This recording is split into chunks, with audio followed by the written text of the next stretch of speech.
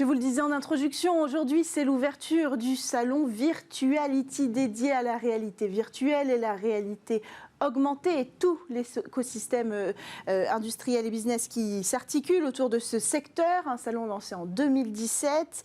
Le fondateur de Virtuality est avec nous en direct depuis ce salon qui se tient en fait en plein cœur de Paris, au carreau du Temple. Olivier Godest, vous êtes avec nous? Oui, bonjour. Alors, racontez-nous un petit peu, est-ce qu'on peut voir à quoi ressemble ce salon? Combien on compte de participants? Alors là, ce matin, on a eu à peu près déjà 1000 participants qui sont venus.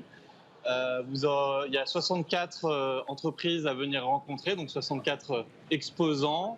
On a une cinquantaine de conférences également qui sont organisées dans 2 salles différentes, donc sur les 2 jours, puisque donc le salon dure les 17 et 18 mars. On attend à peu près sur les 2 jours, je dirais entre 5 et 6 000 personnes. Et voilà, ça part sur les chapeaux de roue là. Ouais. Est-ce que vous avez des récurrents qui viennent à votre rendez-vous? Parce que ça dure depuis 2017. Vous arrivez quand même à varier, à faire venir des nouveaux acteurs. C'est assez riche, tous viennent de France?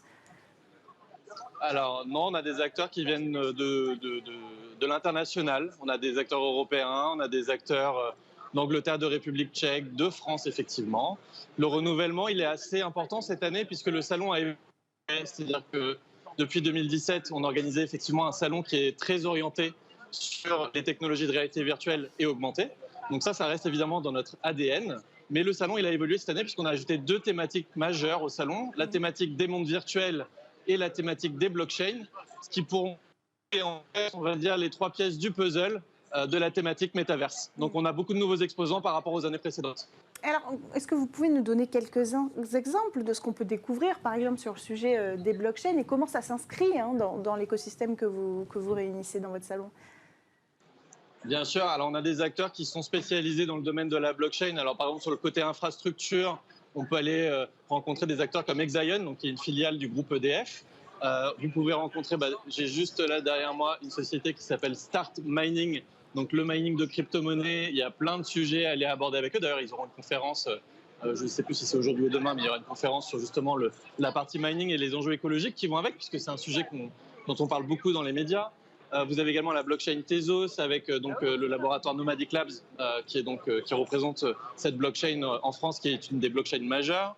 On a des acteurs comme Victoria VR, alors je vais essayer de vous montrer sans faire trop tourner la caméra, qui se retrouvent là-bas avec un très gros stand. Alors il est tout en haut avec plein de télés.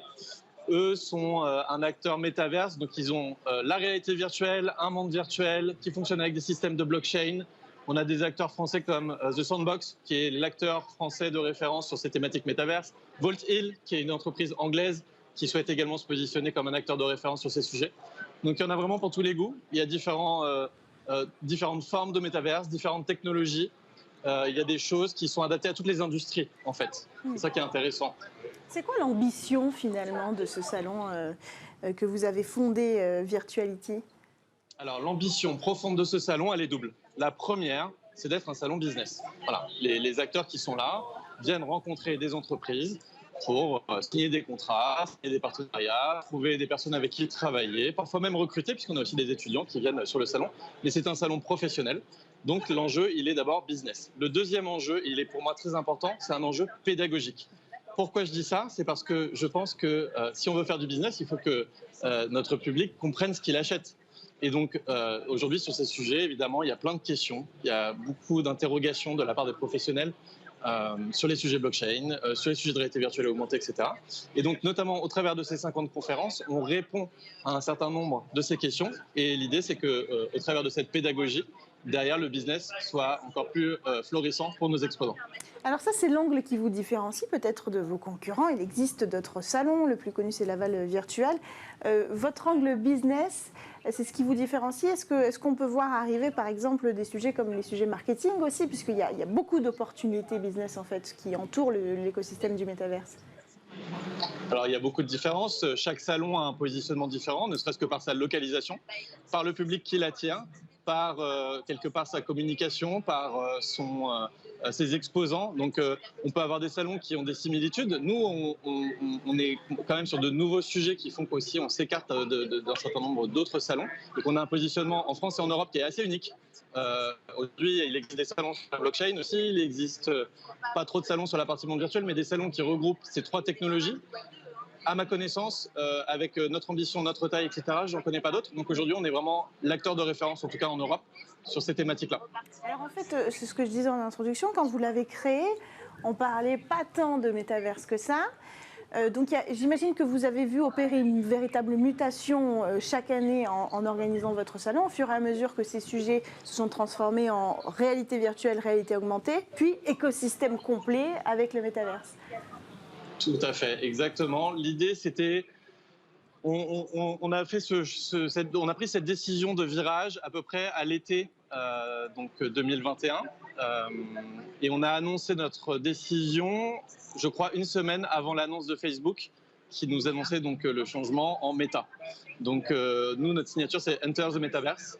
Et on pensait que la réalité virtuelle et augmentée, on l'a traité ce sujet-là pendant 3 ans. On a organisé de nombreuses conférences, on a présenté beaucoup d'entreprises, mais on sentait au travers de notre recherche, j'ai un passé de planning stratégique notamment, donc je m'intéresse beaucoup à l'évolution des usages, des technologies, comment elles sont appréhendées par le business. Et pour moi, c'était une pièce du puzzle, mais on avait cette possibilité avec ce salon, de par son positionnement, de par le public qui l'attire, d'aller plus loin, d'explorer en fait des thématiques qui sont proches finalement en termes de connexion. Quand on parle de monde virtuel, la partie réalité virtuelle, c'est un outil, mais on peut très bien avoir une expérience quand même complémentaire, par exemple sur PC, sur ordinateur ou sur mobile. Sur la partie blockchain, on a des modèles économiques qui peuvent être intéressants pour les acteurs, par exemple de la réalité augmentée, qui jusque-là n'étaient pas explorés. Et donc en fait, il y a vraiment des connexions professionnelles qui peuvent se faire entre ces acteurs et le public que nous avions déjà historiquement. Alors, est-ce que vous ressentez justement cette année, vous allez nous dire peut-être si vous avez déjà les chiffres des personnes qui sont présentes dans vos salons, même si c'est là, à l'heure où on se parle, ça fait que quelques heures que vous avez ouvert le salon, mais est-ce qu'on sent un engouement un peu plus fort que les années précédentes, justement dû à cette nouvelle vague du métaverse ? Oui, tout à fait. On a vraiment vu au niveau des populations qui viennent sur le salon, beaucoup de directeurs, par exemple, de groupes du CAC 40. Les directions innovation du groupe du CAC 40 sont quasiment toutes présentes. Donc ça, déjà, c'est un changement. Après, le salon a beaucoup changé parce qu'on a changé de lieu. Historiquement, on avait fait nos salons au 104 également. On a un salon qui est devenu gratuit. Donc ici, une demande d'accréditation pour accéder au salon, alors qu'avant, on était un événement avec un accès payant. Donc ça, c'est des changements stratégiques que nous avons opérés cette année. Et forcément, ça aussi, en fait, c'est le cumul. La thématique nouvelle, le nouveau lieu, le nouveau format font qu'on sent qu'il y a un engouement effectivement qui est beaucoup plus important que ce qu'on a pu avoir les années précédentes, notamment par rapport aux 2 dernières années. C'est-à-dire, donc nous, c'était 2018-2019, puisque malheureusement, avec le Covid, on n'a pas pu travailler correctement. Mais en 2017, quand on avait lancé le salon pour la première fois, on avait senti à peu près le même engouement. Donc on sent que c'est une nouvelle phase et qu'on est sûrement sur quelque chose là qui va susciter beaucoup d'intérêt pendant plusieurs années. Alors ce salon, il dure 2 jours et vous avez choisi de le faire 100% en présentiel. Pas de possibilité de suivre le salon à distance en virtuel, ça pourrait paraître un peu étonnant. Tout à fait. On a eu de nombreuses fois la question et je peux tout à fait vous expliquer pourquoi.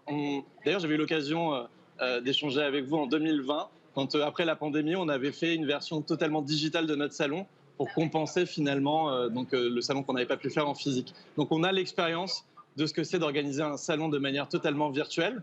On avait même donc créé un monde virtuel qui reprenait exactement ce carreau du temple qu'on avait reproduit en 3D avec l'un de nos partenaires. L'expérience qu'on en a, c'est que d'un point de vue business, malheureusement, ça ne répondait pas à nos objectifs. C'est-à-dire que pour signer des contrats, des partenariats, etc., ça ne répondait pas à nos objectifs. Il y a des enjeux financiers. C'est-à-dire qu'organiser un salon virtuel, ça a un coût humain. Donc aussi financier. Et cette année, on est encore en train d'éponger quand même les complications et les conséquences qu'ont eu le Covid sur notre industrie. On n'en est pas sorti indemne. On est déjà très content d'avoir pu relancer la machine. On a de nombreux amis qui sont dans le secteur de l'événementiel qui ont mis la clé sous la porte. On a réussi à tenir, à relancer le salon, mais économiquement, ce n'était pas possible d'avoir les effectifs notamment pour également organiser un salon virtuel. Maintenant, on va y travailler pour 2023. Alors pour conclure, est-ce qu'on peut s'attendre à un happening, à une découverte technologique ? Un happening sur le salon?